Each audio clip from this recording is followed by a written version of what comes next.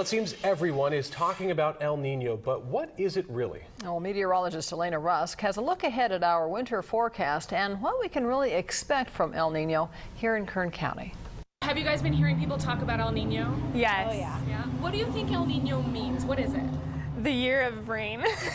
We've been talking about it in class, and different ones think, I guess, a big storm's supposed to come bringing a lot of rain. Okay, let's clear up that common misconception really quick. El Nino isn't like a hurricane. It's not one big system that is going to hit us at some point this winter. Rather, as we have seen in past El Nino winters, as cold core Pacific systems drop down from the Gulf of Alaska, they dip into warm ocean water and they carry it onshore, following the Pacific jet stream across Southern California here, making for warmer, wetter storms. But look at Kern County here. Yes, it looks very wet in the southwest, but we're a little too far north of the direct path of those storms as they come along the jet stream, meaning we can only get about 60% of the increased precipitation for California. We'll watch as we get closer to winter, but as of right now, we're right on that transition line. During an El Nino year, typically Southern California is the most impacted.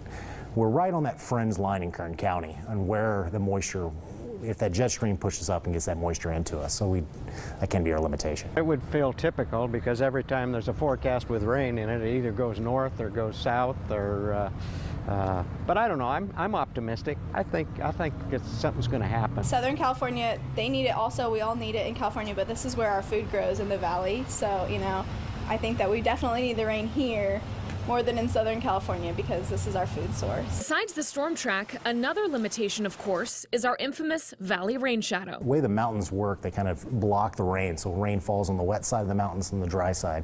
So up down here in the valley, we get that limitation. We've got the mountains in our way, but there'll still be enough moisture to get some precipitation this winter. But before you get too bummed, keep in mind that of the 6 strong El Nino events we have on record since 1950, the National Weather Service in Hanford says 4 of those 6 years, Central California actually did receive above average precipitation. The seasons of 1982 to 1983 and 1997 to 1998 were the strongest El Nino seasons of the last 65 years here. And in those winters, Bakersfield ranked as 2 of the 3 top wettest years on record. For Kern County, it typically peak around January, February timeframe.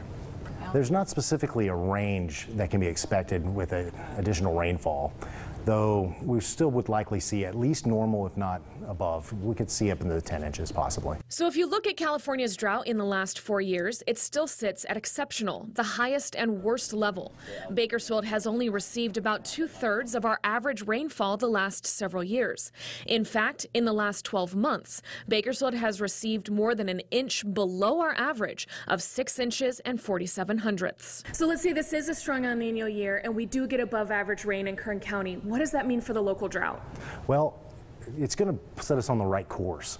It's not going to bring us out of the drought because we're in such a deficit with a 4-year drought, but it will bring us closer to normal for a short period of time. I'm just praying that it doesn't rain on January 23rd because that's my wedding day, and I'm like, I don't need an El Nino. So to sum it up, what you need to know about El Nino is that we have a good chance to get above average precipitation in early 2016. But be careful what you wish for. Too much rain at once could lead to flooding. So stay tuned to 23 ABC in the coming winter months for a look at your local weather every morning and what is happening in your neighborhood.